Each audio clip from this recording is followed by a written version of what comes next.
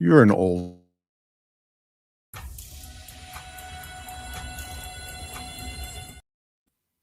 Who did that? I did not touch anything. Someone broke in and played a video. Blame the producer. Portrait. Who do you want to, Jamie? Who do you like? Who do you want to paint? Oh gosh, I mean, portraits. You get the old Hollywood stuff is always fun. That's kind of bread and butter. And then superhero stuff. It's, I'm a big classic superhero guy. When I mean classic, I mean like pre-code guy. Yeah. Oh, okay. Comic strips. I love comic strips. Yeah, I've done. But then it would be like fun to do, like have like all the different like Godzilla character post like paintings would be cool. That'd be a cool piece for me. Yeah, that'd be fun. I like painting. I guess that's really what it comes down to. So I have a good time painting, and isn't the guy does like to draw? I do like to draw Stingray. Isn't his name Newell, the guy who turns into Stingray? I don't know. Did he officially change his name? No, I think his name is Newell, and maybe that's a good portrait. And then we have cover quality painted 11 by 14s for $500. And this painting right here, I'm going to steal. Like I'm going to go to Jamie's parents' house and steal that. What's the medium, Jamie? Gouache. It is gouache. Gouache and a little bit of color pencil to, pop some certain areas. It's all that old school illustration stuff. I do love the Wizard Cowboy. One speed, and it's old school. I guess that's what it comes down to. But I remember when Jamie showed me this cover for the first time for Spacao #1, and I was like, how much is this? Let me put it on layaway. I want it so badly. And Jamie's like, I'm not selling it. Yeah, it's the worst. I just sold. We just did a art sale for Power Pulp, and I sold a Wizard Cowboy painting, and that was super fun. And Matt was really mad because he wasn't able to grab it because he doesn't have his ways of comic art fans buying things before they're available, apparently. Oh no, I do have my ways because now Power Pulp is going to be in the goal at IC3 Providence. Kasra knows about the goal. I'll have him set him up in the goal. And then lastly, you have multiple characters, cover quality painted with background 16 by 20. And these are really good. Talk about your love of pirates, sir. I love pirates. I painted this right after I went to the Brandywine Museum in Brandywine, Pennsylvania, which is where they have all of the N.C. Wyeth paintings and the I guess Andrew Wyeth stuff is also there. Jamie Wyeth stuff. It's just like the Wyeth Museum. It's great. Big fan of Treasure Island, which N.C. Wyeth did all the paintings for, and I was like, you know what I'm going to do? I'm going to rip that off. I'm going to rip off the end pages of Treasure Island and do my own spin and make a fun cover for Spacao. This is a cover for Spacao 5 that comes out next year, early next year, January, hopefully. So. And for those who missed it, Jamie Jones will be at OAX this year, and we're talking about his commissions that are open right now at oax.art. And this piece, then you go to fantasy and like you do all this really cool stuff with. I remember seeing this like happen when you showed me like pencils and then built it out and then layered it all together, and this is fire. Yeah, I think this is kind of the stuff that I like when I get into painting and when I get into the I guess the quote unquote world of fine art, not just comics and stuff. It's a lot of fantasy stuff, a lot of adventure-y things. I don't know. It's the best. It's the best of both worlds. You get a lot of warmth. You can get a lot of warmth out of paintings that you can't get out of pen and ink, which is nice. I think I have 2 Jamie Jones paintings in my house right now. Because I know that you took a wedding photo and you turned that into a painting, and that saved me big time, Kasra. That was a wedding anniversary present that Jamie just rolled up and handed me the day of our wedding anniversary. And I was like, hey, I got you this painting. It was Without right after I having- moved to Savannah. I drove down to get it to you. But yeah, no. So now, Jamie, you and I have to figure out some sort of event for OAX to do.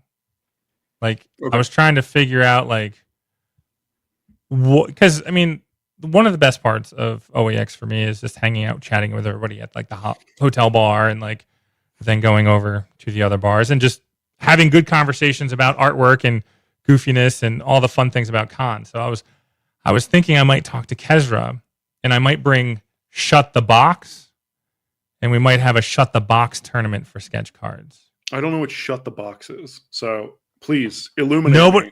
but okay. So when you're bartending in Chicago, there's this game called Shut the Box. Everybody throws in $1, and you have 2 dice, and it's like 1 through 12, and you roll until you can't shut the box anymore. So if you roll, you know, a 1 and a 1, you shut the 2, and then you keep rolling until. Okay, yes, okay. I did not realize that game was called Shut the Box. But cool. I know exactly what you're talking about. I was like, it's an easy bar game for us to have fun. Me keep tally and have a board of who's the best at Shut the Box, and then we give some sketch cards away. I feel like that's an easy event right there. Yeah, that's cool. You here guys, for that. the show went live, and then StreamYard's been buggy, and apparently it kicked us off without realizing it. And then Bill came back in and restarted it about 7 minutes ago. So we've only been live for about 7 minutes. Producer Bill didn't tell us Hey, anything. announcement. I'm going to be at OAX this year. He's never seen anything like it. And there's a link right there in the chat to Jamie's pre-OAX offerings. We can show the first couple again super quick. We apologize. What can we do? StreamYard's been wonky. We have pouches, lots of pouches. Pen and ink, full color, 8.5 by 11. Jamie Jones loves the pouches. And then we also have the Taskmaster right here. I think this is where you have a lot of fun when you get these. You're like, how can I like manipulate a character in a different way and have? I mean, you tell me.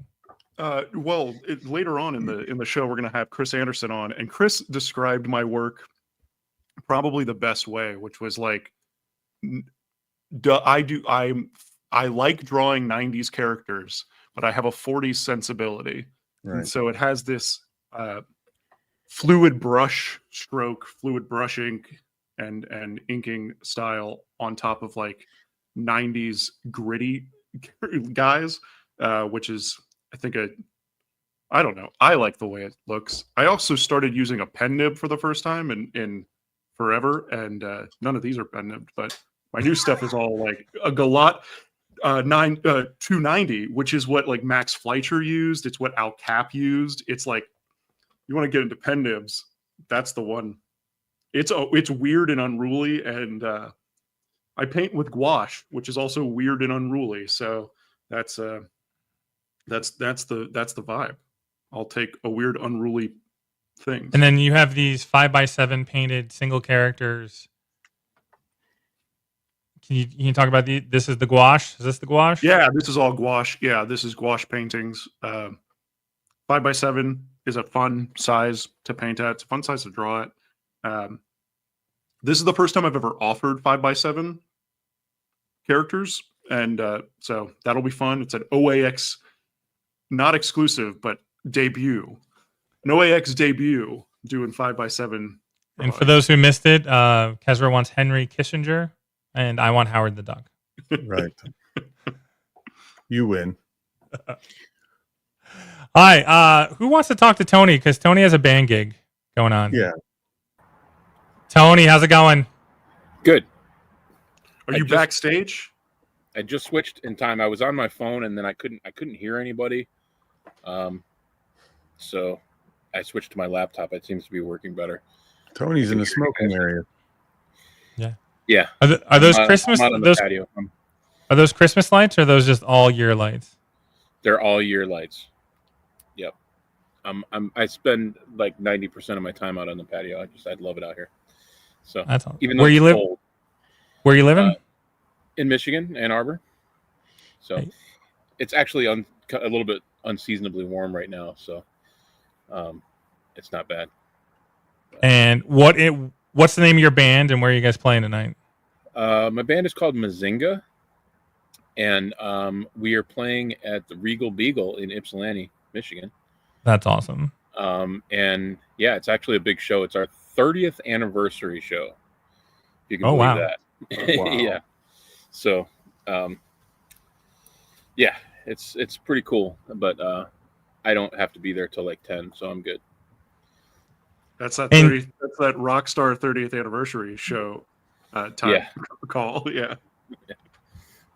And Tony has a booth in Hall I that you should totally check out. I'm putting the link in the chat right now to his booth. This one's for sale in it.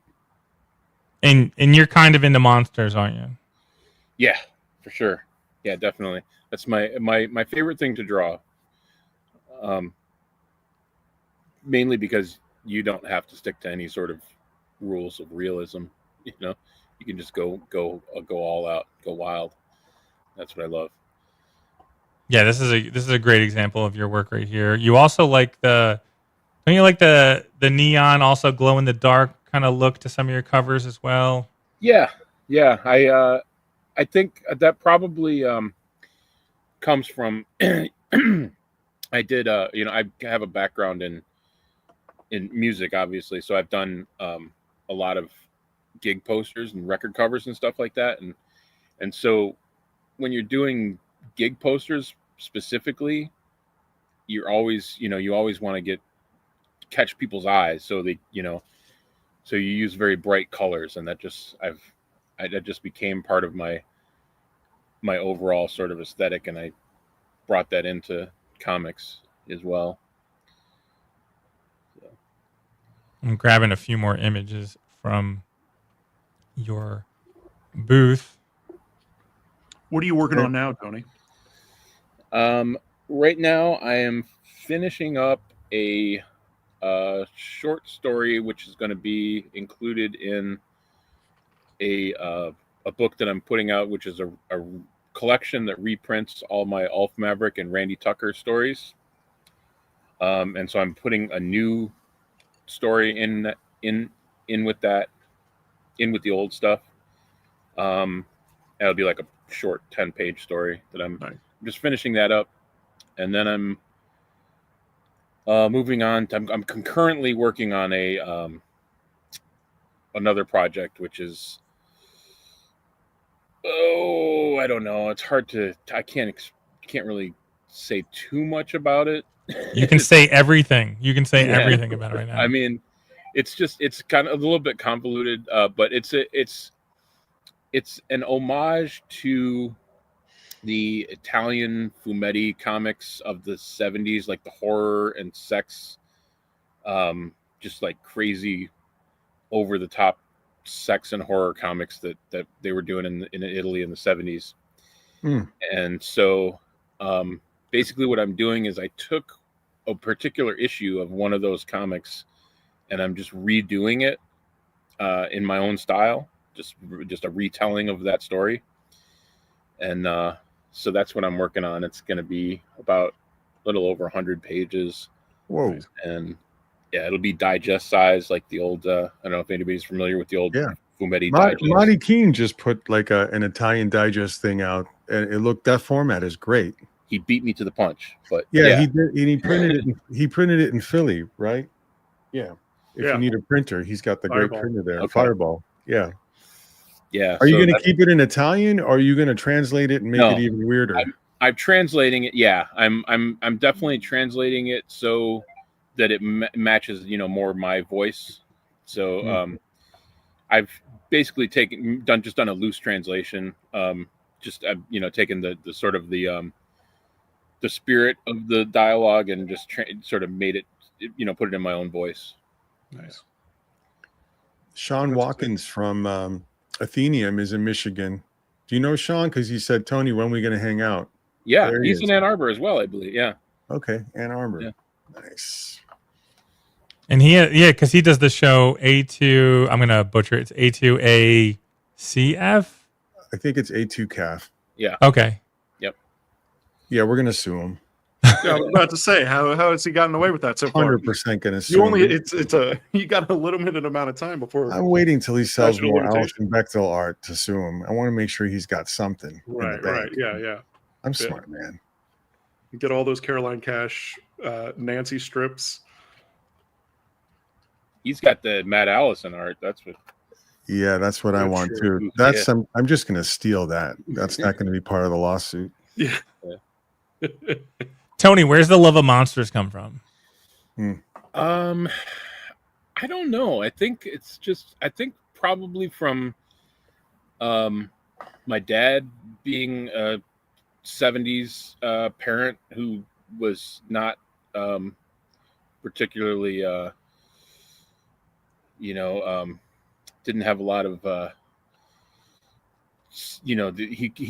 well, let me tell you, this will give you an idea of how my parenting or the way I was raised. We went when Star Wars came out. I was like 6 years old, and we used to go see Star Wars like every weekend for probably like, I don't know, it was a long time. I think we saw it like 20 some times in a row. It was insane. So my parents would, take us to see Star Wars every week. And one day my dad got tired of it, and he said, I don't want to sit through Star Wars anymore. We're going to see a different movie. So I was like, okay, well, whatever. And he took us to see, I was like 7 or 8 years old at this point. No, I was 7. This would have been 78. He took me and my brother to see the remake of Nosferatu, the Werner Herzog. Yeah, sure. Nosferatu. So my dad let my 7-year-old ass sit through that. And so that probably had a huge effect on my on everything that's going on. I know for me in New York on WPX, they would always play Omega Man with Charleston Heston on Sunday afternoons.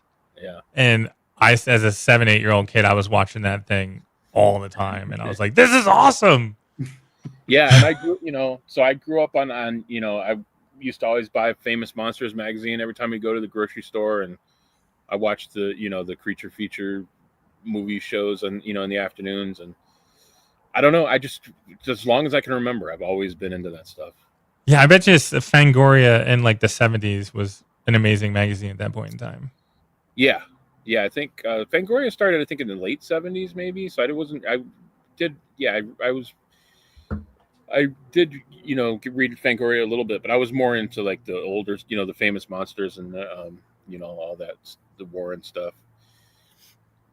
So you were probably like too old for Monster Squad, because like when Monster Squad hit, that was me. I was like a teenager when that came out, so I was like, I thought it was cool, but it wasn't like an indelible part of my childhood or anything. Yeah, I'm a little bit older than a lot of my peers, so I kind of don't have some of the same cultural touchstones. Like all that 80s, 90s stuff was not really my jam, Speaking of jams, like you're playing like soft, like yacht rock. Is that what you guys are playing? The band? Yeah, pretty much. Oh, really? No. I was like.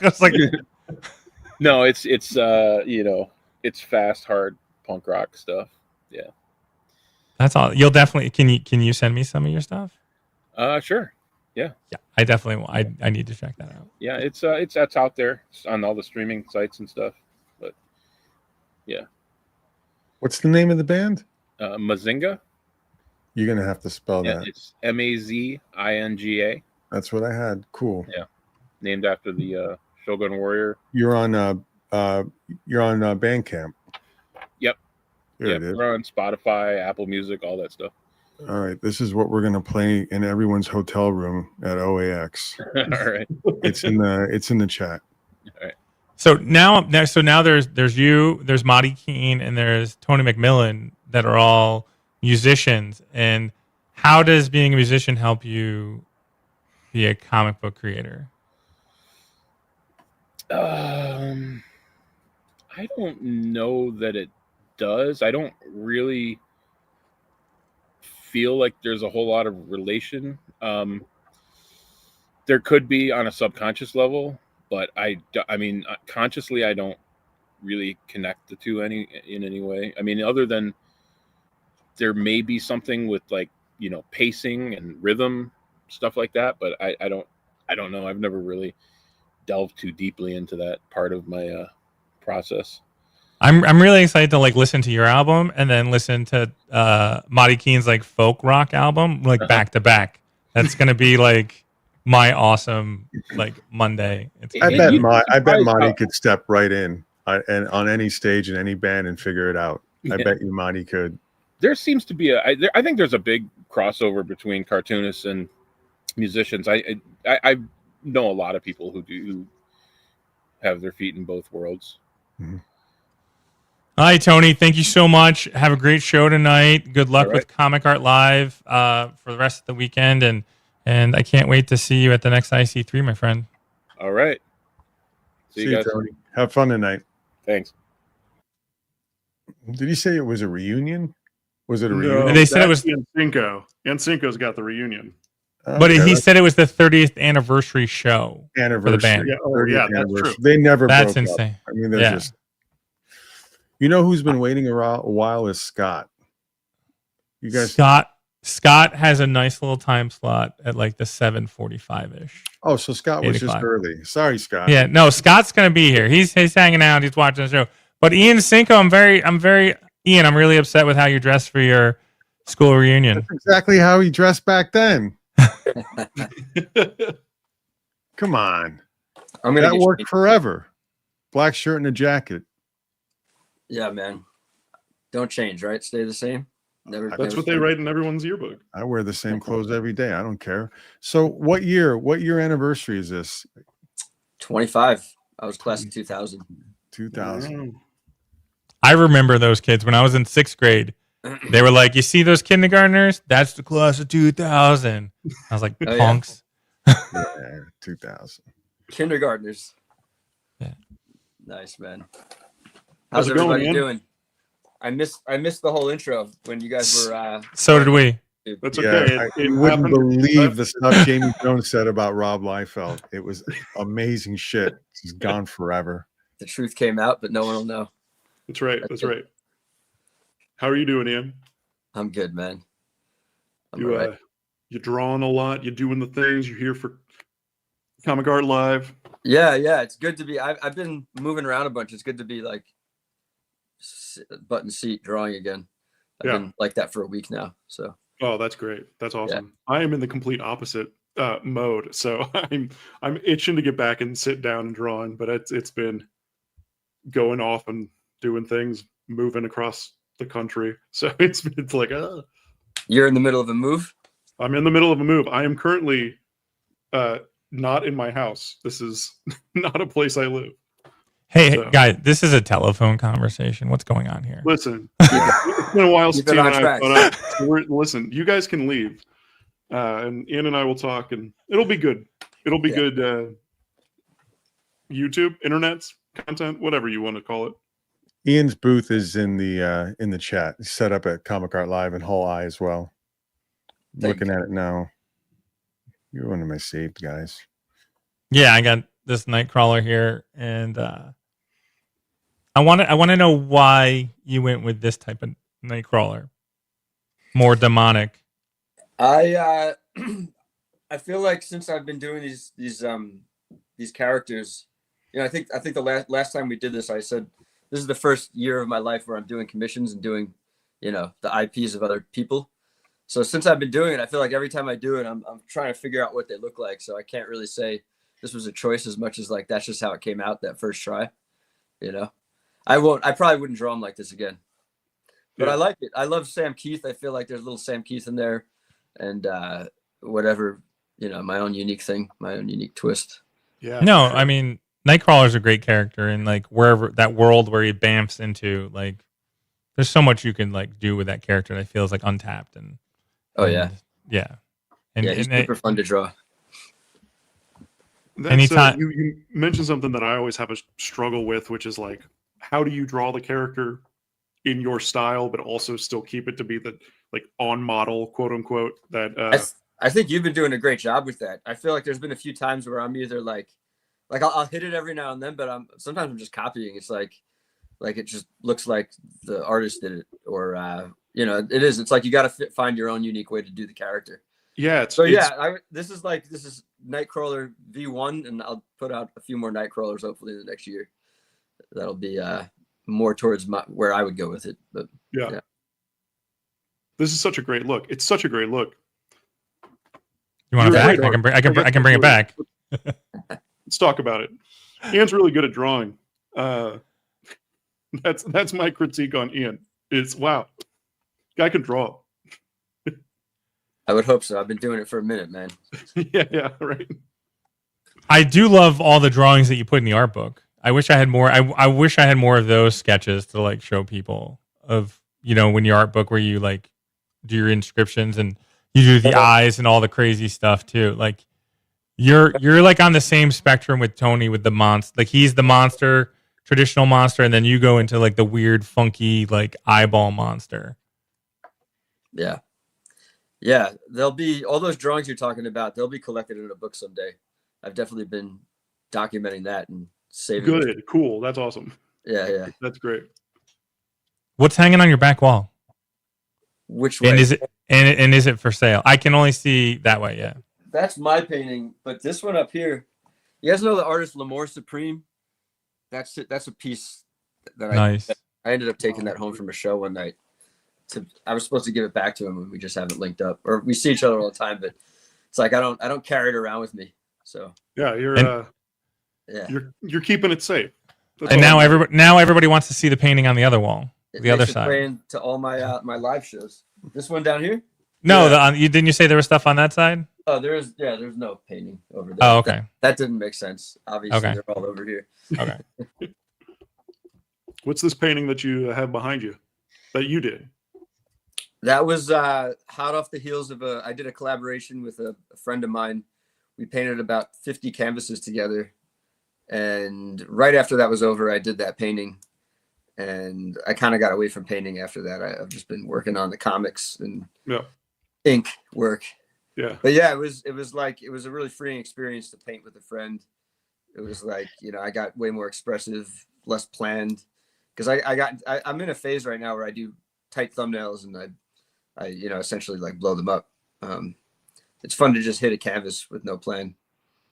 I like. Did you find that kind of like transitioned over into your comics work, or is that just specifically like you're able to break the mind up into this is me when I'm painting, this is me when I'm making comics? I want it to transition, but it hasn't. It's definitely like worlds. Sure, it's possible, but I don't know. I feel like I have this conversation about painters and comics all the time, and like Ashley Wood. I love Ashley Wood, but I don't typically love like painterly comics necessarily all the time. I love the art, but they don't make for great reads. So I don't know. I'm actually thinking about sticking with my comic Neon Spring. I'm thinking about just staying black and white, maybe using some zip and almost going manga style and having maybe like an occasional painted page, like literally go from black and white to a painted page here and there. That's cool. Ash used to do that too. Yeah. Word. Huh. Well, you're not bound to anything with a comic book, so you can like mess with it. You could do like painted backgrounds and then black and white, and however way you want to make your own comic book, you can do it. I mean, that's what's awesome about the medium. Yeah, I feel like I don't know what's going to happen in the next few years, but in theory, I love the idea of just like every panel and every page is different, and you just really being really experimental with a comic. Maybe I'll do that someday. I don't know if I'll do it on Neon Spring, but yeah, it's like why hold ourselves back? It's like we got to keep every day has to be fresh, and well, it doesn't have to be, but it's hard to get through a comic if you're getting bored with it. So yeah, I always thought it would be easy to do a comic book that way, where it's just the styles just change depending on the viewpoint of the character. That way, you can be totally frenetic. That would be smart storytelling. God, that sounds miserable to me. It's not to Ian though, so it's sort of it's an easy structure to do it that way. And then you find out that you like one character more than the other because of the way that you're drawing, and then that character just becomes more important. They take over the plot. Yeah, right? yeah. Or you don't even give the viewpoints of the other people in the room. It's like screw the other viewpoints. Yeah. No, Jamie has an experimental book where he tried to do different styles in it. I did. Yeah, it killed me. It's We're not talking about Spicao. What are we talking about? Oh no, this was a book long ago. I did a thing called The Whisper where I had a bunch of different writers write this legacy character, and I tried to draw it in different styles for every story. But it's hard. Jamie's decided to only collaborate with famous writers now, like Samuel Clemens. I think that's going to take up a few years of his life. I'll listen. If I am able to make a living collaborating with old Sam, that would be great. That would be amazing. Do you have a copy of Erotica nearby, Ian, to show? Yeah, I got all my stuff here. Why, you want me to hold it up? Love to. I mean, that book's insane. Yeah. Let's phone book of a book. Yeah. The phone book. And I mean, what do you charge for this? Isn't it like 40 or 50? What are you doing? How much is it? These days I'm doing 40, 45. I think, you get a sketch inside. That sketch, you get an insane. I think I put it up for 45 on Comic Art Live. I think that's what it says up there. But yeah, I throw in a copy of my comic Neon Spring. You get a custom drawing inside. And yeah, it's like every now and then I'll hit an insecure phase. I'll be like, oh yeah, there's some shitty drawings in here. But then I look back and I'm like, I love everything that's in here. And it's like, I kind of wish I could be back in this place where I didn't even know what I was doing. I was just making art for no reason every day. I was like, I had a day job and I was just drawing for fun. That's like, I think one of the purest ways to make art. It's like when you start doing it for a living, you lose the fun. And not that I've lost the fun. I'm loving everything I'm doing. But yeah, I did that for Nick Forrest. He commissioned 2 pieces from me. So we met up at a local brewery, and because he lives nearby. And, he's a New Yorker. Yeah. Yeah, I was just like, oh, let me just pop Ian's name in the CAF and see what comes up. I was like, oh, here's the sketches. Did he show up at the meet? Did he show up at the bar dressed up as Batman? Nah, no. We were chilling. No. It was like a nice, I want to say, end of summer day. Or Cyclops. He dressed up like Cyclops, right? But yeah, another thing I'll say about Erotica, like, not that you have to do this, but if you get it from me in person, I do like sitting with people and sort of like, I call it an ugly portrait. Like there's no guarantee it's going to look like you or be pretty, but like I'll incorporate your features into an ugly portrait. And that's like my favorite way to do it. So. Man, we should have done that. We're going to launch a new IC3 site next week. We should have commissioned you to do all of our portraits. We'll do that. We'll do that so that if you roll over the photo, you get a Cinco grotesque truth serum portrait. Truth serum. Yeah. Yeah. Oh, I didn't like that laugh. This is a portrait of Stingray. Yeah, that was for real. Nice. Very nice. Crazy. I want one of those. Gosh, that's cool. I can't remember if Stingray's in the chat. I don't remember if I did that in IC3 or if I did that at home. I don't remember. But. Stingray, let us know. And so you have a stamper and an embosser for your book? I do. Yeah, I started my LLC, so that's like the official LLC embosser. Nice. And yeah, I made a bunch of stamps. They're so cheap and easy to make. It's fun. Why not? Newell, my note was better than yours. I think you need to get another one. Get an upgraded note. You give very nice notes. All of the ones that I've seen. It was IC3. Oh, you're talking. I'm confused. I thought you were talking about like notes in the chat. Yeah. No, I'm sorry. No, the notes that you come with the drawing. Yeah. Yeah. Sometimes I feel like they're really heartfelt, and sometimes they're just like, oh shit, I wrote this 100 times already. It's hard to like balance, especially when you're doing them on the spot. But yeah. It's fun. I love it. It's like my favorite way to connect with people, because usually the people who get it are artists and love art, and it's just like it's a real fun experience. I'm pulling up one right now. I want to, if Mikhail's out there, Mikhail, tell me where this is in your house. This is one of my favorites of your commissions that you've done. This right here. Oh yeah. I mean, it looks like you did a portrait of Mikhail. Have you seen him in his Spider-Man outfit? I have not. Yeah. How many people in the community are cosplayers? That's what I want to know. Yeah, there should be a little niche the audience. Answer to that is always more than you know. Oh, that's interesting. Thank you, Mr. Menifee. That painting not glows in the dark. It glows under black light. I don't know. Oh, cool. Mikhail knows that. Mm. but yeah, Mikhail has black lights for sure. that was that was the first commission I did for. I did it before IC3, and it was the first. It was like really opened up this world for me. It was literally the first one I did like this. First superhero commission I've ever done. Oh wow, Yeah, that's cool. No kidding. Wow. Do we know what street this is in New York City? made up. Definitely made up. Okay. Yeah, you would think a New Yorker would be like, I'd have to be real precise with it, but yeah, I'm not like that. I like just making it up. On Cinco Street There you go. in 53rd. There's that Kirby. There's Jack Kirby Street now. Yeah. Well, they're trying to, they're going to get I think they're going to get him to vote in a few more weeks. Oh, it's not up already? I thought Not it was yet. already up. Well, they did it for one day for like a little ceremonial thing leading up to FF as a little promotional, like, yeah. But the city council is actually, it's coming up for a vote to become permanent. It might even be on the 18th. It's coming up real soon. Ian's Instagram account is in the chat too, guys. It's a no-brainer to follow.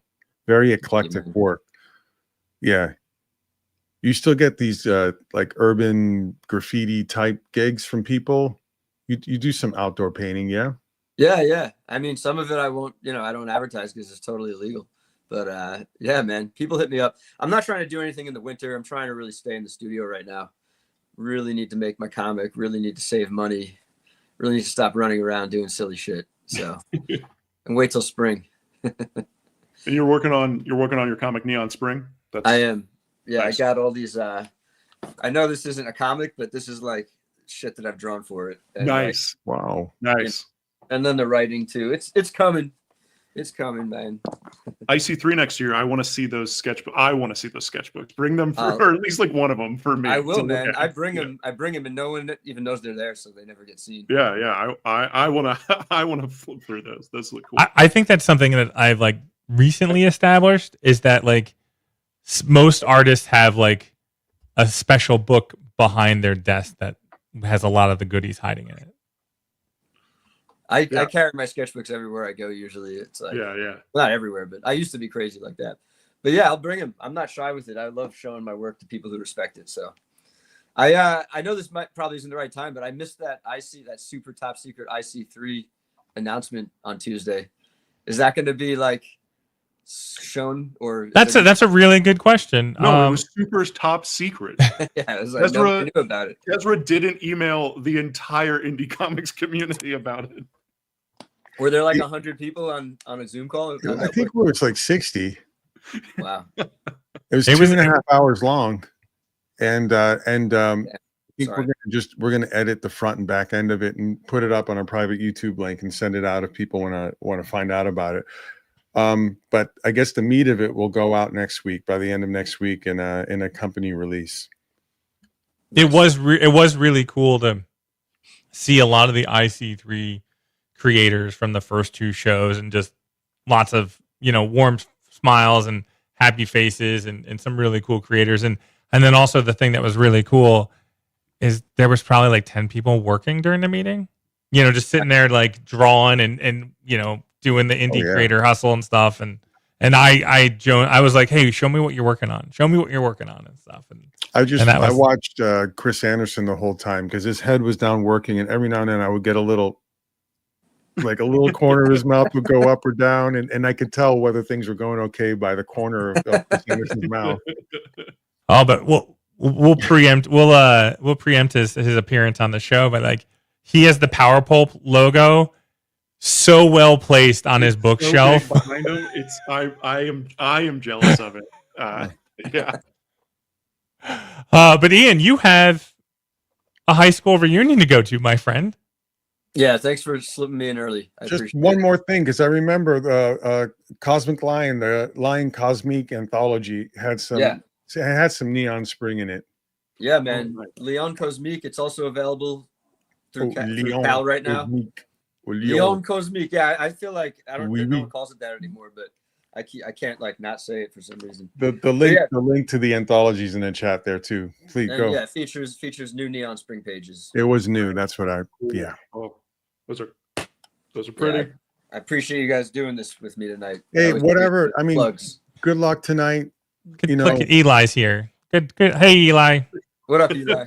The best smile in business, my friends. Eli Schwab. Oh, is he here? No, he just left the message. Okay. Oh, there he is. He's here, but he's not Issue here. 2. He's in our hearts. He's always in our hearts. Just tonight, promise, do something stupid tonight, man. It's the 25th anniversary. You can get away with murder tonight. Murder. I don't think it's like it's a chill. Okay. It's like a bar meetup. It's not like the full Ian. black reunion. Ian, I got this right here. Have one of your friends tell somebody outside circle of your friend, like the outside circle nerd or whatever it is, have them tell them that you're Banksy. All right, I'll do it. Yeah. And I'll have someone else film it. So Yeah. proof. Yeah, we'll stitch it in. I mean, there's no way to prove I'm not Banksy. We'll leave it at that. I know. Yeah, it's a solid play because they can't prove you wrong. I know who Banksy is. Ian is not Banksy. How do you know him? Friends.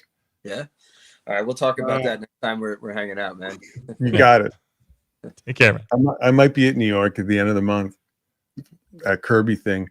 So who's next, guys? Margot did bring up, she's like, do we invite Kasra to Thanksgiving? Oh, that's very sweet of her. Does she want to yell at me for like having you be on and late at night? Yeah. Kasra, I don't know if you should go. She's like, oh no, my knife fell into his chest 50 times. That's fine. 50's about right. I didn't even know that you were like in the guest list realm.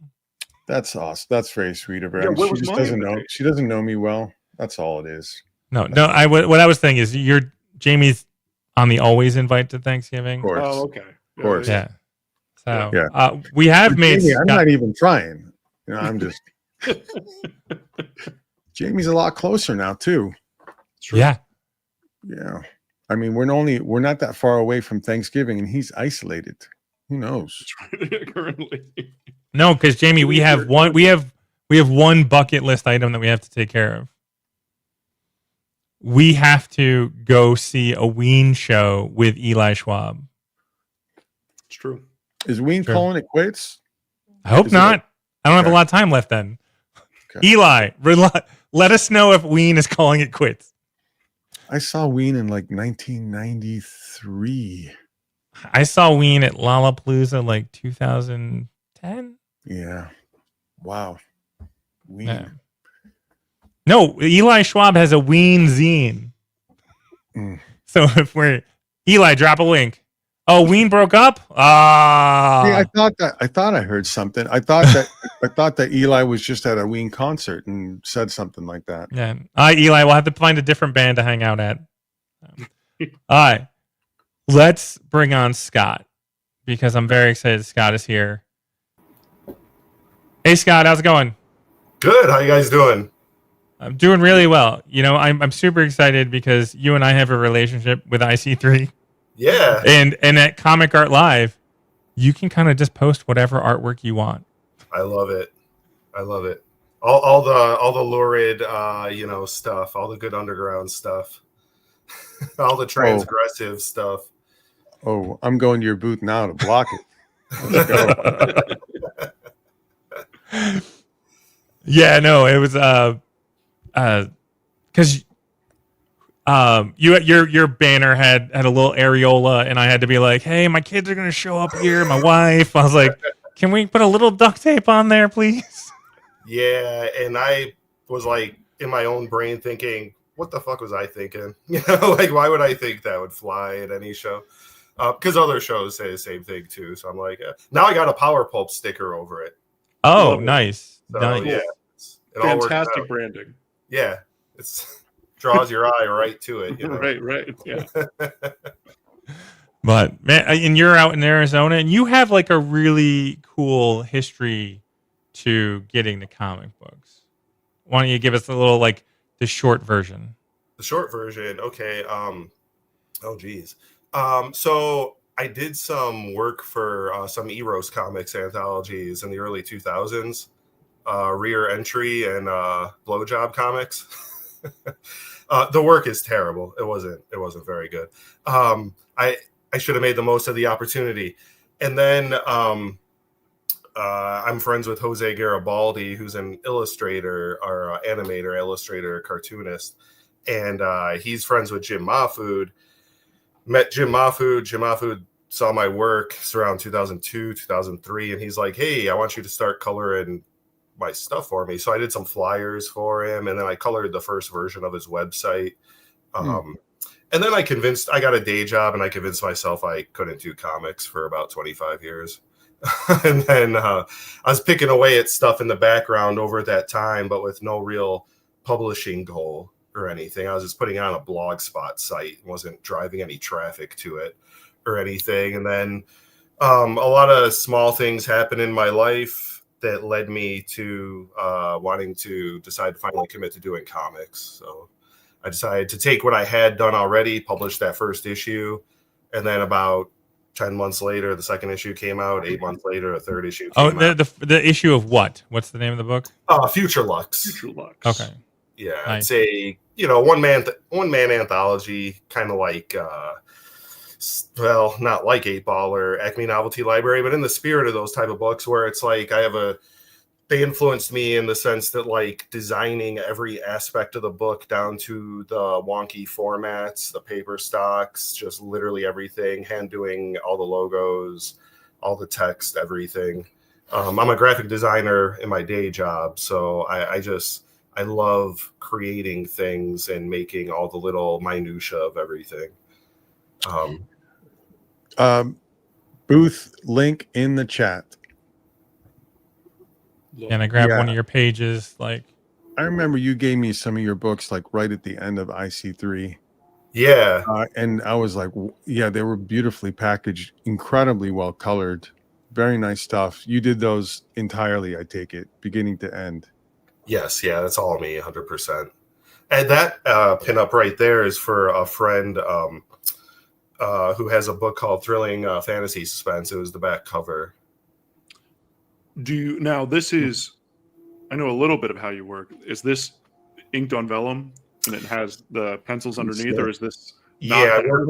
I ink on vellum. I pencil on bristles. I went to school at the American Academy of Art in Chicago. I'm originally from Chicago, and that's the school that Alex Ross went to, and a lot of other famous like movie poster artists, things like that. And I think that's just like a holdover from my college years illustration days where you would ink on vellum. I pencil really heavy too, and I'm kind of precious about the pencils, and I feel like, I don't know, putting that much ink on these heavy pencils, it just gets kind of sloppy. Where this way, it just keeps it super clean. When I scan it, I don't have to worry about any cleanup or anything. I also work pretty large. Like the covers and spatulas and miscellaneous stuff are at smaller, different sizes. But the main interior pages, story pages, I do at 19 by 24.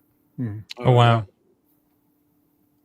So yeah, all the stuff I have for sale right now, all those story pages are pretty large. Yeah. Wow. And you're getting that big vellum. Are you cutting it down to that size? Yeah, I get a roll of vellum. Hold on. Yeah. Nice. While he's away, Scott's on a couple of government lists. I buy rolls of vellum. So yeah, I cut it. It's like 20 yards of vellum. Yeah. Yeah, you can get it on Amazon. It's not that expensive, but I have to get big bristle board too. Yeah. I kind of make everything a little bit more expensive and a pain for myself, but I really like getting those big curves. It allows for those kind of sweeping curves, and then when you shrink it down, it really tightens up big time, which is nice. Yeah, for sure. Yeah. I like your skull logo a little bit, and it's it can be a little unruly. Are you using a heavier vellum, or are you using a what's your poison? Pick your poison, because I'm curious. I guess I could just ask you in a PowerPoint meeting and not. Oh, this is cool. I love talking process. This is a 16-pound vellum. I would say it's more of a medium. It's not super heavy. Yeah. Because I want it to be translucent enough to where I could see, the pencils underneath. Because I don't work on a light board. I have a very small table. It's not a drawing table. I just use my old life drawing board, and I just go to town on that. Then I could just kind of sit anywhere and put it down and draw my heart out. Nice. Yeah. Yeah, thanks. I love that skull logo. Hey, it's for sale on the site. Yeah, I know. I was bringing it up because Kasra and I are like, Mhm. we're logo people, and we talk about this kind of stuff all the time. And this is Yeah. just a really cool. It's Do you tiny. sell? Do you sell Um, T-shirts? I would totally want a T-shirt of that. I don't. I designed them. I haven't pulled the trigger yet because it is that thing where like merch doesn't always move the way you'd like it Yeah. to. Shirts is like a whole nother thing. And I know I should just do it on a site that takes care of all that stuff. Come on, Sardo. That's on your chest as a tattoo. That skull looking at your nipple. That skull just looking right at your nipple. Yeah, man, your wife Yeah. would love it. It's like the dead Rocketeer. You know, it's like aging. Yeah. Nice. Yeah, I love pulp stuff. I love old stuff. At the same time, I love it's a weird mix of everything I really like. So like I love underground comics. You know, Robert Crumb's a big influence. Animation's a big influence. So Fleischer Brothers, Mad Magazine. Probably more influenced aesthetically by animation, but content wise more by undergrounds and the dirtier stuff, the dangerous stuff. And then, what's like the Arizona comic scene like? It's interesting. I always joke that that there's a scene. There's definitely a scene. Like even tomorrow, I'm getting together with fellow power pulper Brad Dwyer and Eric Mangle, who does the comic Ocho. He's been self-publishing it for 30 years now. There's definitely dudes out here doing stuff, but I think the people who buy the comics, I don't know if they're really into indie comics per se. They just want like Spawn and Murder Clown shit, is what I say. Like, I don't know if they're not necessarily into like Dan Klaus and Chris Ware and things like that. Have you ever been to the Arizona Comic Book Arts Festival? Yeah, I've tabled at it 2 years. The first year and third year, I didn't do the second year because it was the same time as IC3 that year, and I had already committed to that. Truth be told, I'd rather do IC3. It's just I want to say a better show, but it is. As CAF is growing, but like being a local guy, like I definitely want to support it, because it's just you got to put it in, and they're starting to get good guests. Last year they had Kevin Eastman. Although most people just wanted to get their toy signed and then left right after that. They weren't really buying comics. This year, I guess Jaime's coming. Jaime and Katie Skelly are going to be there, which is pretty huge. And Phil Hester too. Phil's awesome. Yeah. And, and even previous years to that, the first year they had Steve Rude. There's some really, because he's local, and it's like there's some definitely really good guys. Alexis Zierit's always there, and his shit's just amazing. I did Phoenix Fan Fusion this year with Eric Mangle, which is like the big pop culture con here. And usually I do terrible at those shows, but we did really good, which was surprising. So Sardo, they even got Azzarello to leave Chicago and show up. Yeah, he was there. It was funny. I also laughed because the whole time, like he was, he had some people. He was kind of right across from me, and did he smile? No. Not really. No, but the dry weather's good for his lungs. Yeah. He watches those old British shows where the ladies just fall over with wind. Oh, And Brian's like, I need to go to Arizona for. They had Kevin Eastman up on a stage. It was a weird venue where there was like a stage, and basically, you had to buy a ticket to go up and see him.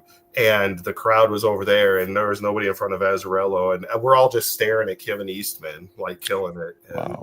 Yeah, so it was kind of depressing, but also kind of funny. Brian probably had an erection. Yeah, I did too. Yeah. No, Brian's a Cubs fan.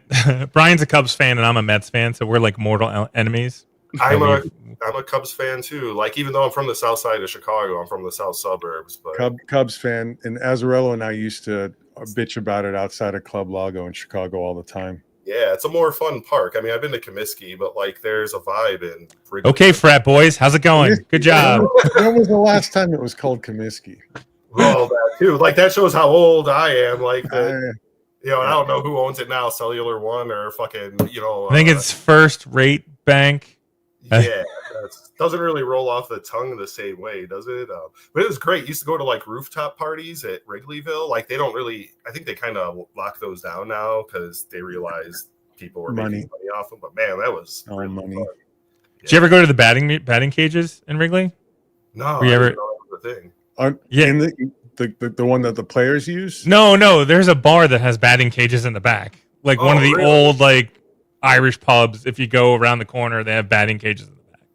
Yeah, And the old Irish pub is every bar in Chicago. no, how I explain Chicago to somebody is like, here's a block, and on the block is Catholic church, bar, hospital, bar, Catholic church, hospital. I never went to a bar in Wrigleyville. The closest thing to a bar I went to in Wrigleyville was at the Metro. Yeah. Oh yeah, for sure. Like Metro is awesome. My friend bartended in Trace, so I used to go to Trace all the time. Oh, okay. I've probably still seen more concert at the Metro than any other place. I did see the Police at Wrigley Field, and that was like my greatest experience at Wrigley Field. Oh, that'd be cool. What year was that? 2010. Oh wow, shit. Like 2009, 2010. It was like whenever they got together for a hot second. They made a shit ton of money, and then they like said, "We hate each other again," and then they were done. What years? What years were you in Chicago, Scott? I grew up there from 78 to I was there for 35 years, so I left around 2013. Yeah. Oh, okay. we're all there. Yeah, I had a comic shop. My comic shop was there from 2006 to 2011, and I was a mile north of Wrigley Field. Oh man, I wish I would have went. Montrose near Ashland. Yeah, Montrose and Ashland. Yep. Oh, nice. Yeah, it's a great spot. Scott's Instagram account in the chat. Oh, Any- speaking of, Yes. before we get off track, here's my Erotica with my Ian Cinco. There you go. Let me blow that up. Oh. 1 second. That he did Um, with me. Let me. How do I do that? Do that. Here. That is ridiculous, dude. Oh, he went fucking all love you, out. Scott. See, that's a heartfelt message right there.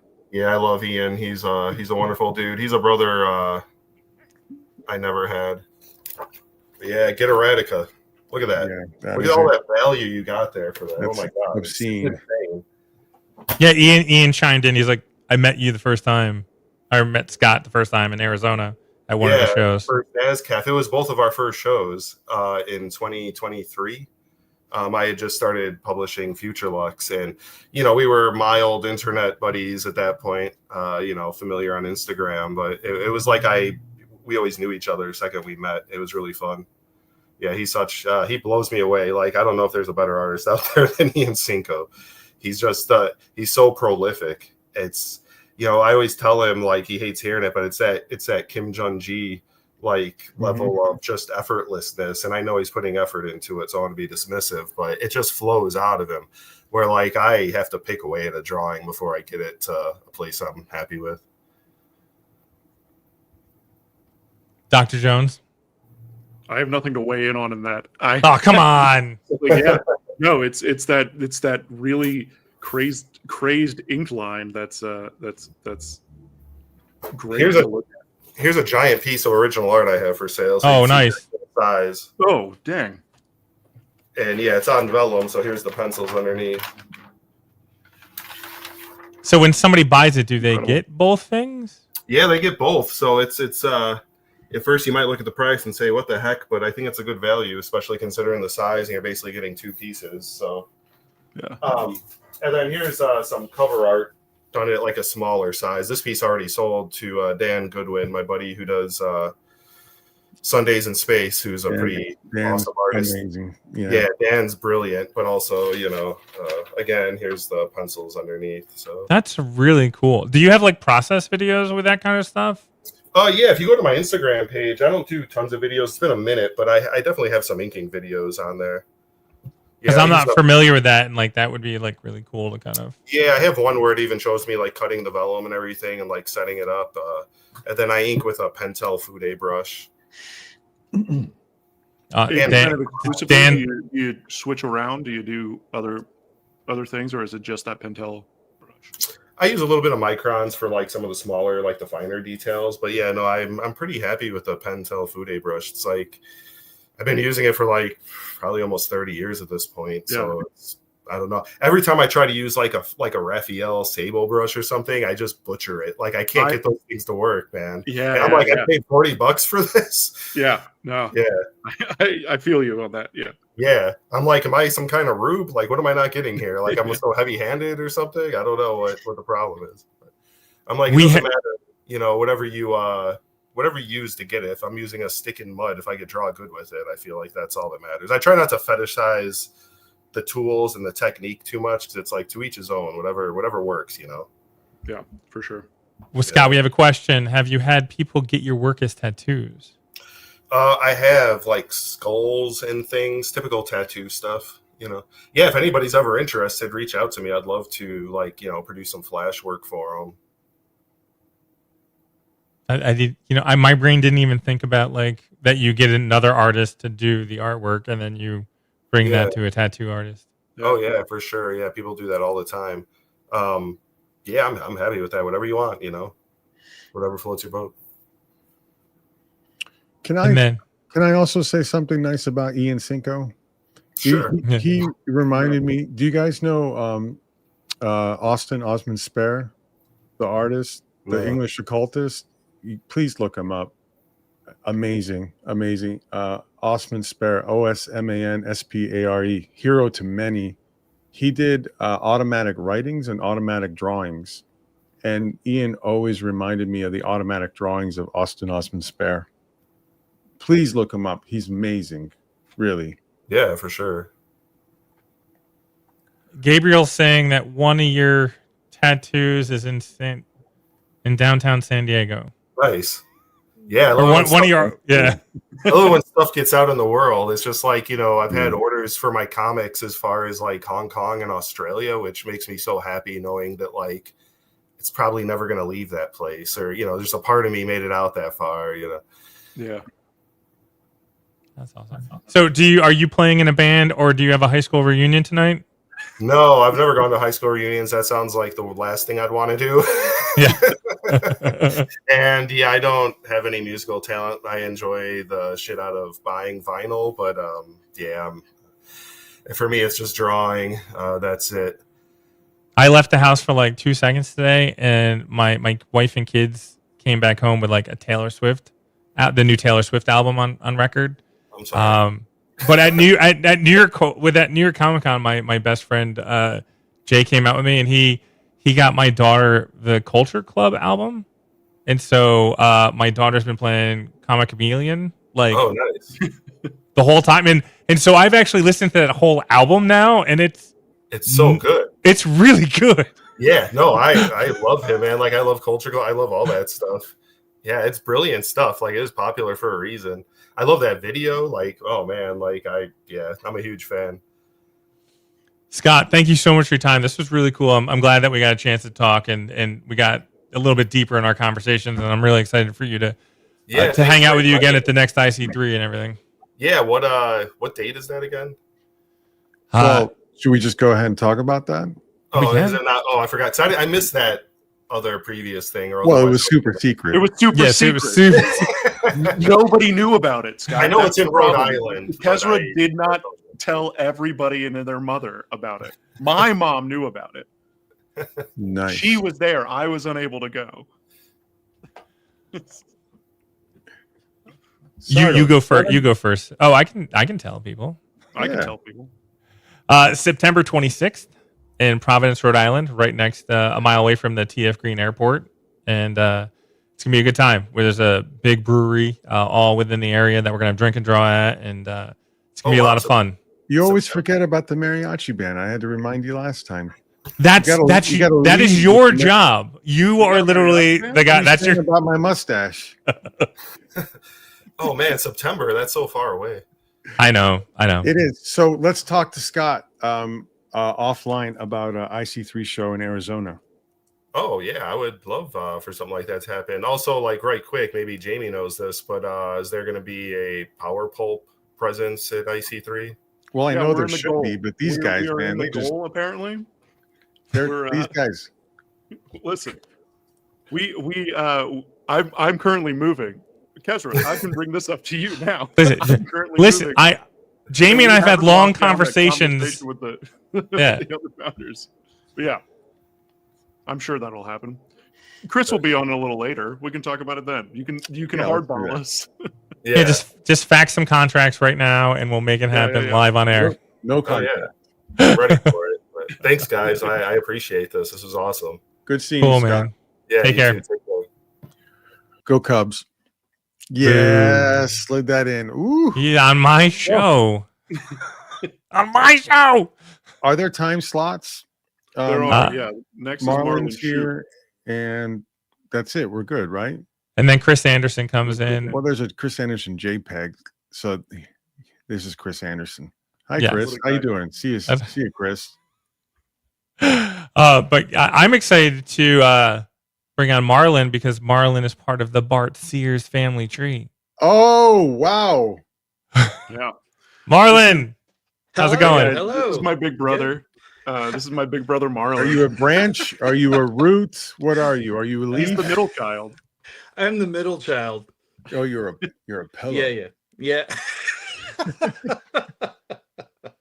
Yeah, there's Andy, me, Jamie. Mm.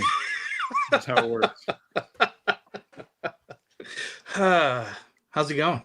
Marlon is one of my favorite people in comics, just in general. I think I've hung out with Marlon more than anybody at a convention. There's, yeah. You're gonna make Sardo cry, I think, Jamie. No. I know the mistakes that I made at Heroes Con. I didn't go get Mexican food with you guys. That was my end, and I didn't do it. That's my job. Mexican mistakes tonight. It's the paletas. The paletas. Yeah, it's the paletas that really cinch the deal. Yeah. That's right. Next time. That's the thing is you guys said train and stops, and I was just like, I can't. My brain was like, I can't do that. What is it, like one stop? It's one train. I didn't even know Charlotte had a train. Yeah. And it's from the convention center. So it's so easy. I mean, there is a little bit of walking. It's like a half a block. Yeah. It's not a big to do. Marlon, what are you working on right now? Can you talk about what you're working on? It's cool. No. Okay, damn. You're the only person who knows about it. So I can put all the screenshots to the messages up here. I hear that a lot. Totally. Yeah, I've been working on this for almost a year, and we can't say anything about it until. Okay, so here's a question you answer. How many pages did you send off to the printer for the project you can't talk about? Let's see, it's 2 issues that I turned in. Good. So yeah. Yeah, I had to tell him how to format his pages. This guy's been working in comics forever. Didn't know how to format pages. Get out of here. I mean, they don't tell you that at Kubert School? They don't tell you that at the Kubert They School? do. Exactly. Man, No, they just say draw on it's 11 by 17 pieces of paper. You rube. the It's editor. been almost 30 years since I was at the Kubert School. Oh, yeah, I know. I saw by your email address that we're the same age, and I was very happy about that. Joe's rolling in his grave. I just found out there's going to be 11 issues, and he's got another one, so maybe 12. Total. Who's the he? I It's can't a The say. writer. I mean, we've narrowed it down to the he writers. It's either Jesus or a writer. It's the It's capital actually- H.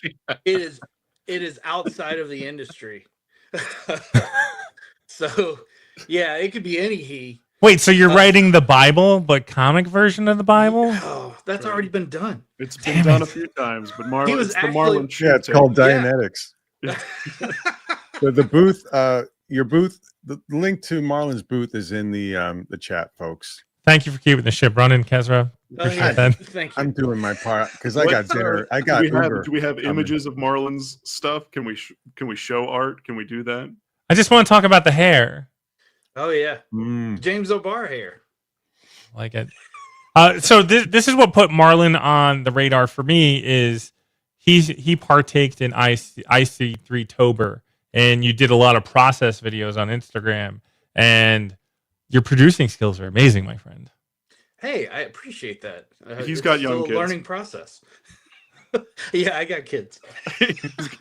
How many kids do you have? Kids are a little I older have than yours, 2. Matt. Like, how old are they? I have a 13-year-old and an 8-year-old. Okay. Boy Have and your girl. 8-year-old request a commission from Jamie Jones. The 13-year-old Why, has. Oh yeah, because the 13-year-old already has one. Yeah.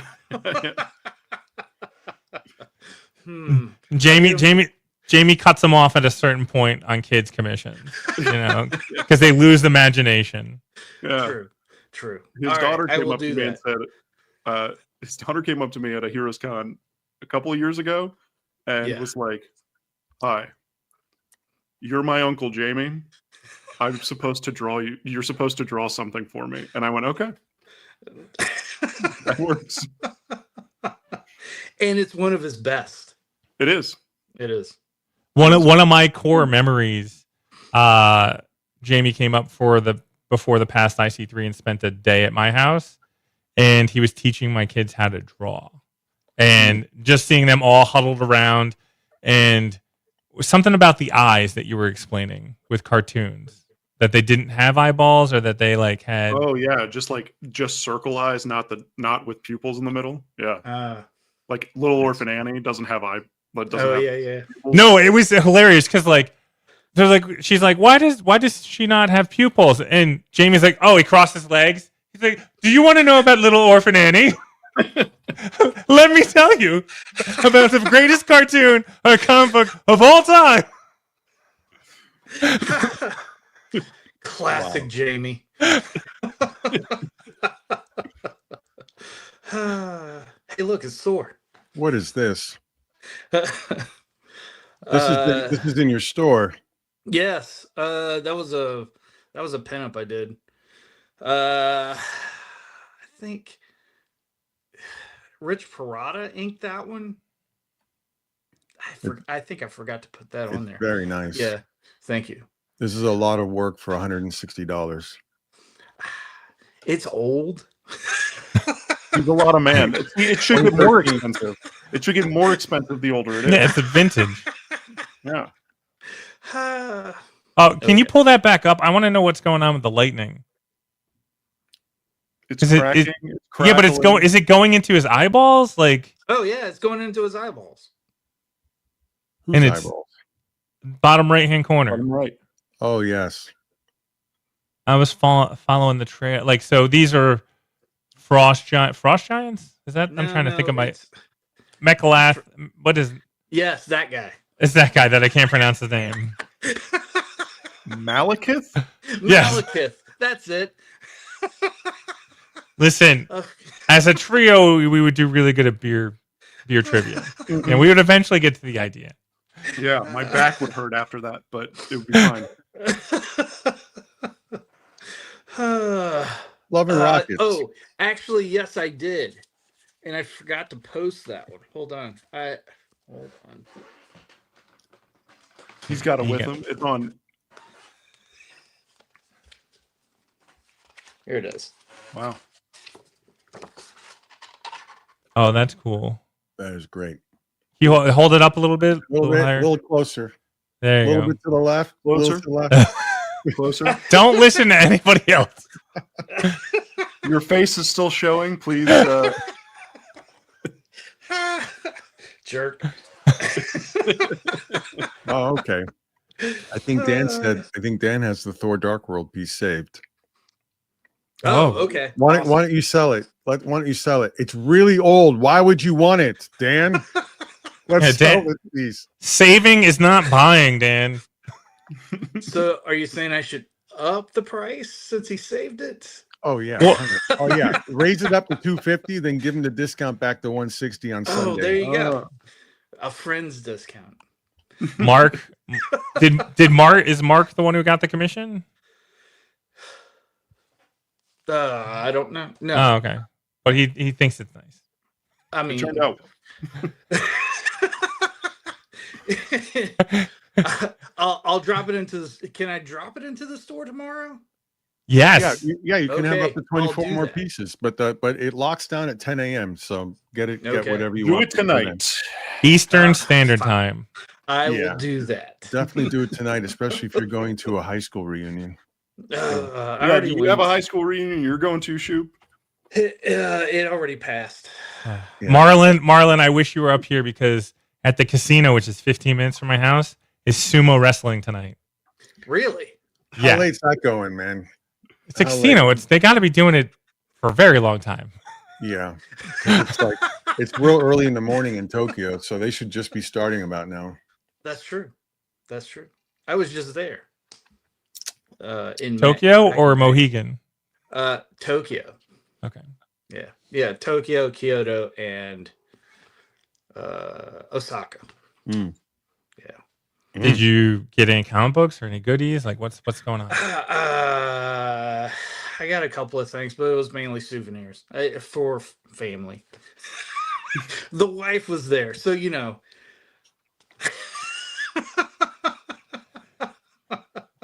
Yes. That's all I got to say. No. You couldn't get any like true Transformers out there or anything like that? Like any of that good stuff?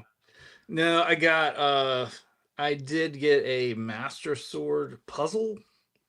Like, yeah. It's Easier to transport when it's broken apart. Yeah, exactly. In multiple pieces. You can stick it in between your pants. I mean, the box is in Japanese, so you know, it was like, You can use your get that. phone, translate it into something funny. Did you go to Japan Book Hunters shop? man, come on. It was a family vacation. So they were like wanting to do all They marked the erotic section. Yeah. It's covered with plastic. I did go to Don Quixote, and apparently the 5th floor was all that. So my daughter walked in on accident. Yes. Your daughter was made because of an accident. You have a good sense of humor, man. God bless you. Shoot, This is a question that I've never asked you. What's your nerd thing? What do you like drawing? If people are going to commission you to do something, what do you like to do? It was martial arts. Yeah, I'm missing the UFC pay-per-view right now. It's the best card of the year. DeTulio's got real money on it. I'm getting texts. Yeah. No, What martial art? Well, I have a 3rd degree in Kempo Karate. So one of my biggest pet peeves when I was starting out was when, some artists would draw a martial arts move or whatever, and the kick, like the foot is not in the right direction to gain that height. I know Jeff Johnson is like the best at it, and so I tried to draw what I know and what would look good in a comic page. Does that make sense? Yeah. Who's the crazy art teacher from Toronto that came down to IC3? Super nice guy. Do you know who I'm talking about, Sardo? The Canadian. I think he's a martial art instructor. Oh, Joe. He's really particular about the fight scenes too. Yeah. You guys share notes because he's very good at it. Yeah. No, I think he coaches the national team. Yeah. The Canadian. Yeah, Jerome. IC3. Jerome. Yeah, you Thank said IC3. I heard OAX. Yeah, Jerome. See how Catavan, CAF infected your brain, Jamie. Yeah. Instagram account for Mr. Shoop in the chat too. Eli is still Come on. he's still here. Thank you. And I'm so excited. Thank you. So many Jerome fans in the audience. This is good to hear. So I have a little soapbox when it comes to wrestling moves in comics, and I'm not a fan. Should we all just get off? You like DWJ though, because everyone kisses his feet. Matt, I'm on a comic book in his life, doesn't know how anatomy works together. No. It's not about the anatomy of a wrestling move. It's that a wrestling move is used in a comic book. That's not a wrestling comic book. That's my thing. Optimus Prime does not know how to suplex. Like it's not. They didn't go to suplex training on Cybertron. There's no WWE and Cybertron. How do you Like, know? why are they doing these moves? How do you know? Right. And people WWC. use karate a lot in sci-fi. It's like we fucking 4,000 years later, we're still doing karate. Nobody figured out a new fighting move. Yeah, right. What, we're gentlemen now? It works.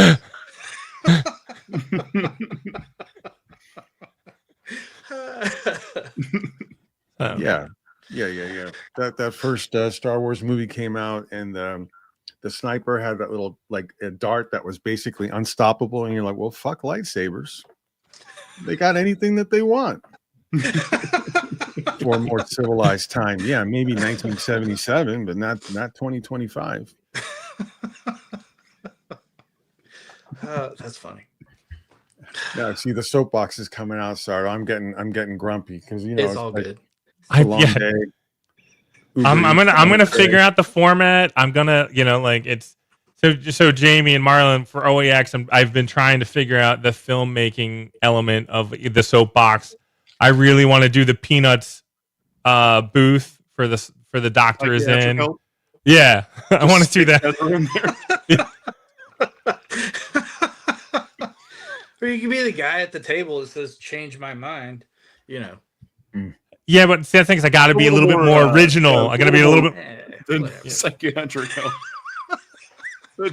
You're right. I might go Garfield and just get like a plate of lasagna and eat a plate of lasagna with somebody and talk to him. Like nobody's doing that. I hate blank, and then people write in Monday. So Marlon, you were the laugh track that we needed at the beginning of the show. Oh man, I'm sorry I wasn't here. No one would have seen it. First 15 minutes didn't even air. Yeah. There's a tiny Phil sighting going on. Oh man. Oh, DJ Big Phil. I can't wait to see that guy at OAX. That's gonna be good. That's gonna be fun. All right, so Marlon, you got one more, right? I know we do have one more, but Marlon's got the notebook, and there's more artwork in that notebook, and I need to see more artwork. Oh, okay. Yeah. Well, I have the young blood. Can you make the gentleman big? Yeah. Oh, yeah. That's cool. There's that one, and that one's in the store. Yeah, I mean that's in your booth today. Did I put that one in? I did put the Sin City, right? I don't know. So. Yeah, I don't think so. Maybe that's put that really in good. Tomorrow, yeah. All right, and that'll like be for tomorrow. Do a typo on the price so we can grab it. There's the Elf Quest. What size are these? Like 4x4? These are 4x4s. Those are a cool size.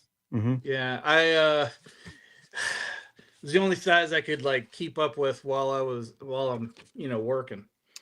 That's a clean one. Just yeah. I'm hearing complaint after complaint. Bone. Oh, Bone's the good. only size that I could keep up with was 4x4. Oh man, you should hear Jamie complain about drawing small. Oh, that's good. And the Rip Claw. I love how you told me like, hey Matt, I really apologize for not doing as many IC3 Tobers, and you have like a whole stack. And I don't know why you're apologizing to me, man. Well, I mean, there was a Shadowhawk. I wasn't. Yeah, the Shadowhawk. You should ask Jamie about his favorite character, the Shadowhawk. Which one, Jamie? Which one? Black Viper Doom send in a request for an X-Men sketch cover. Thanks, man. Oh, that's cool. Yeah, Wildcat's is up there, but that looks better in person. Yeah. Is there another one? Oh yeah, the Hellboy. But I think someone's already claimed this one. That's good. Ooh. Yeah. Ooh. And what's the book you're working on? I can't tell you that. The government's listening. The last book I did was Black Creek, which was by the same writer. No. Okay. Changin, that's one writer off the list. It's not Jesus, and it's not the writer of your previous book.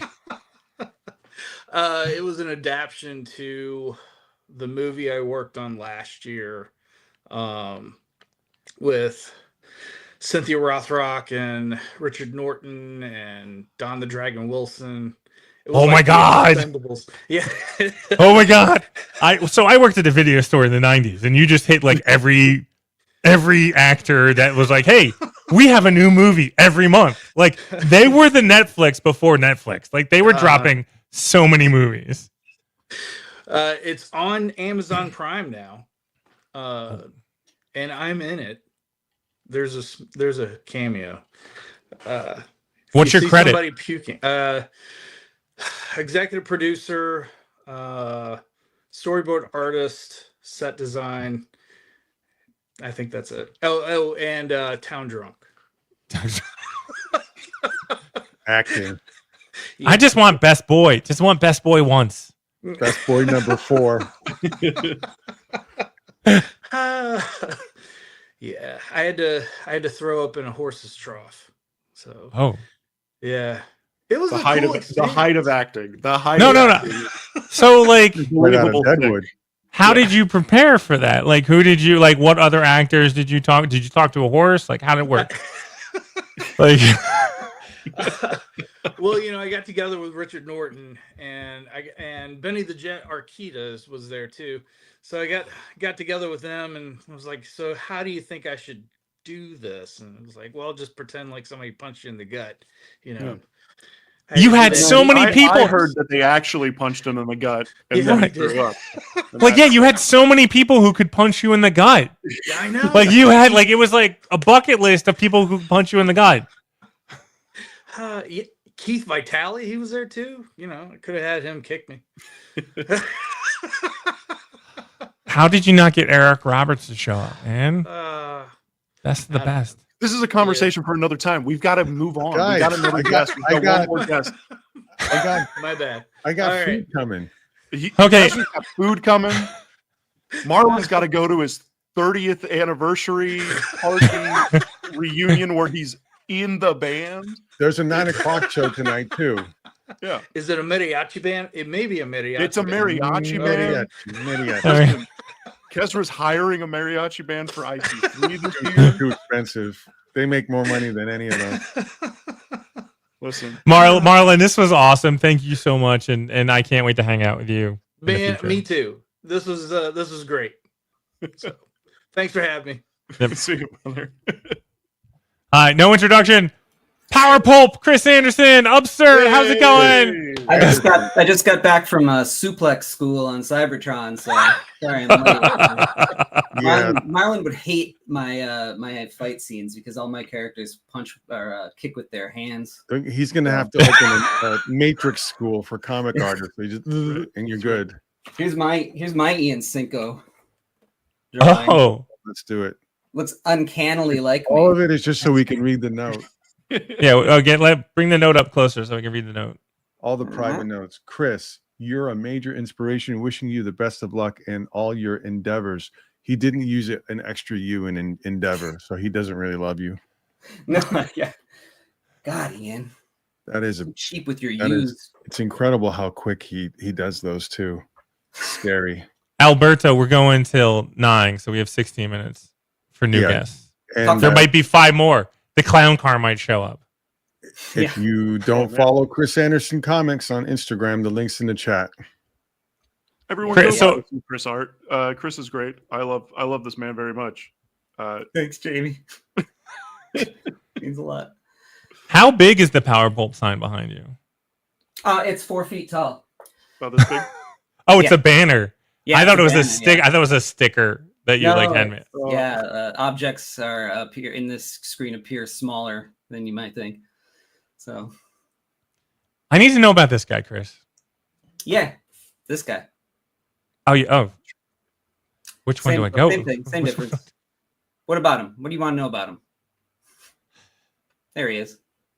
So is it Aquaman 1 or Aquaman 2? Jason Momoa. No, that influence? is Mantis from the New Gods. Oh, okay. Yeah. Yeah, I got a couple small ones. I got like a little Mario, a Raccoon Mario. I got a Raphael. I know that you love that, Yeah, that's nice. Sardo. A Dark Yeah. Side. No, your Raphael is awesome, and then your Bluey's really good. I like that too. Yeah, you know the commissions to pick for me. The Raphael is only $40, Sardo. It's tiny. Here's tiny the little link. guy. Here's the link to the booth where you can buy that I got all sorts of sizes of stuff. Raphael. And if somebody buys some stuff off of me today, I'll probably put some American Caper pages up tomorrow, maybe. That. Oh yeah, you have. One That's came yeah. out We yet. have a book to talk about. I forgot about American that. Paper came out. What is it, this week? Yeah, on Yes. Wednesday. Yeah. Me and Give- David Lapham. Give me the full rundown. Dark Horse. It's from Dark Horse put it out. It's and Absurd Ventures, which is the guys who owned Rockstar Games.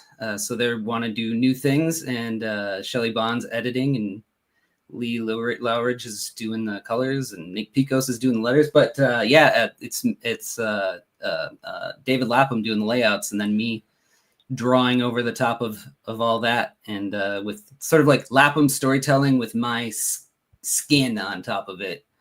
So Chris, Yeah. I need you to do me a favor. Mhm. Nate Picos has said to me no twice for IC3. Okay. And now that I've moved IC3 to Rhode Island, probably right next to his house, we need to make sure that he shows up this year. Why don't you just move it to his house? I know. And it'll be That's fine. hey, Chris. he doesn't know this yet. That is where the after party is going to Yeah. be. Ask him how big his garage is and how many tables we can set up in there. I'm a problem solver. We just figured it out. Yeah, get us Katharine Hepburn too. In the link in the chat is American Caper, a link to it if you want to see more about it. Cool. Yeah. It's a How good many book. issues? How many issues is it going to go? 12 to start off for our first act. I'm on issue 10 right now, so, and then probably going to be a total of 36. Crazy. Wild. Nuts. What's Wild. the best part of working on this book beside a paycheck? A regular paycheck. God, I don't know. Working with just like a murder's row of superstars, the people who literally wrote the book on, lettering and editing, and Lapham's probably like the best storyteller in the business working right now. So, it's not like we're having I mean, we talk a lot, but it's not like we're having conversations about storytelling, but I'm definitely soaking it up through osmosis. I don't think that anybody has looked as closely at Lapham's layouts as I have in the last 10 months. So I'm definitely learning a lot. But the pages are turning out really cool. And I have there's only 4 issues that have physical original art, because after I was going to ask. Yeah. Is at he some doing point I switched to digital to move it along. Is he doing digital too? No, well, he's just doing kind of layouts and loose pencils, and then Pencils. So Okay. yeah, I think he's doing those traditionally, and then he emails them to me, and then I have to print them out. I did print them out, blue line, all that stuff. Now it's on my iPad, easier, but taking longer somehow because I'm adding way more detail. Because you're undoing and zooming in. Never undo. I don't undo. I'm zooming in. Yeah, see, therein lies the big problem. So this is like, for me, like foreign language, awesome, cool stuff. But so he sends you I don't want to say scribbles, but he sends you not scribbles. Right. So what do you build your lines off of, kind of thing?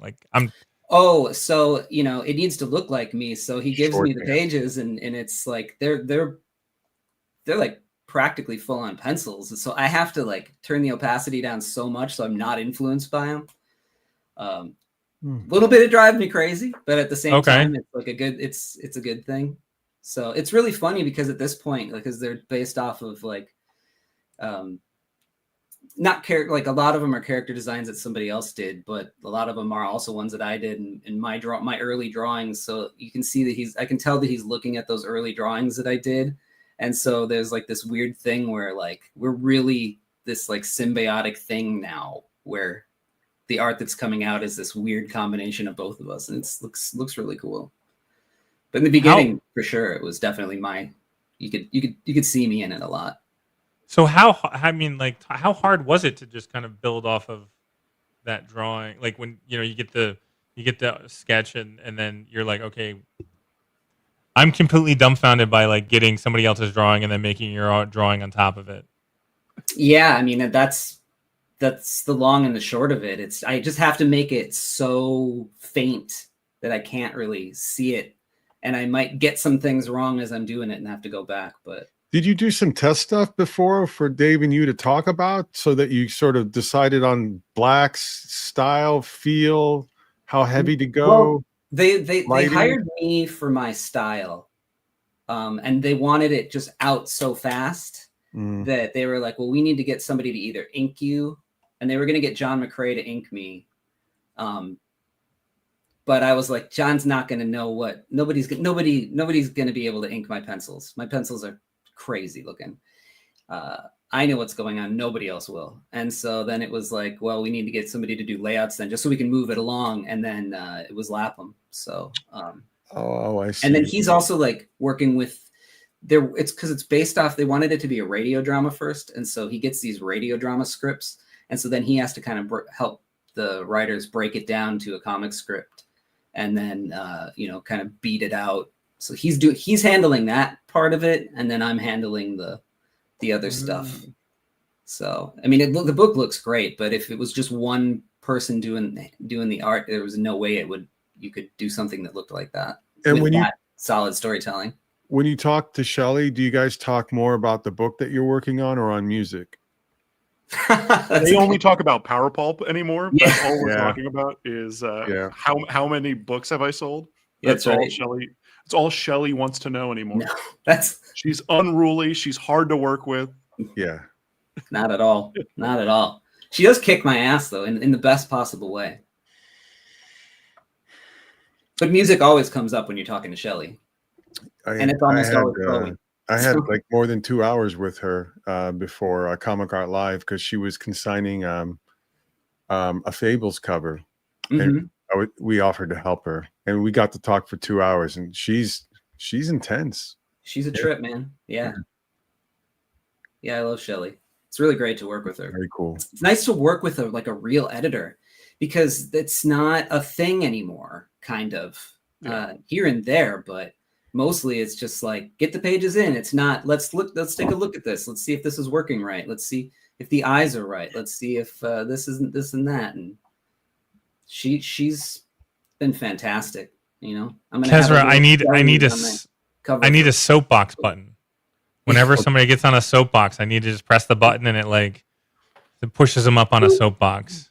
Because Chris was like, I can see Chris's soapbox happening. I can soapbox all day if you want me to. Oh yeah. Time is short. So we have two of the founders of Power Pulp here, right? Indeed. Yeah. You're really representing the Power Pulp today. I love it. I love to see it. Well, you guys are bringing in so many people. We don't have a choice. Well, see, that's the idea. The idea is good people. Power Pulp link, guys. Instagram in the chat. Yes. All right. So we have 6 minutes left, give or take 5.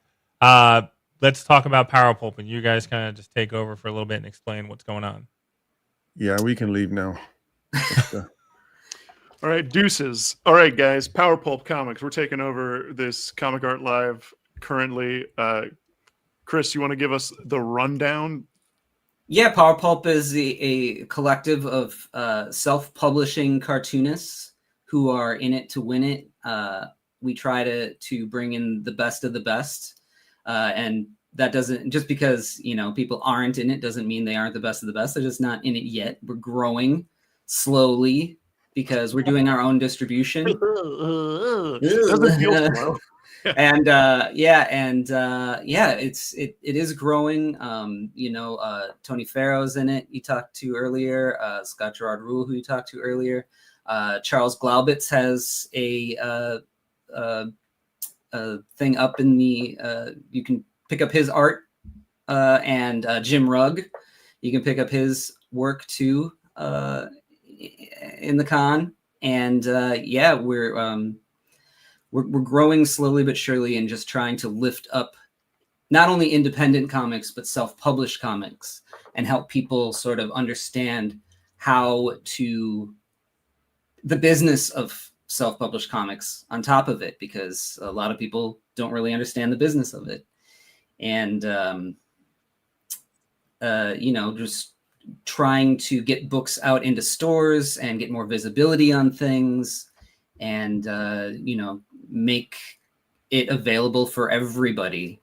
And we have one place. So if you want to pick up books from all these different people, it's one shipping to your house. As a former comic book store owner, like this totally intrigues me, like the distribution model and like the shakeup of Diamond and all these different things that are going on. That all happened at the same time. We weren't doing it because of that, but yeah.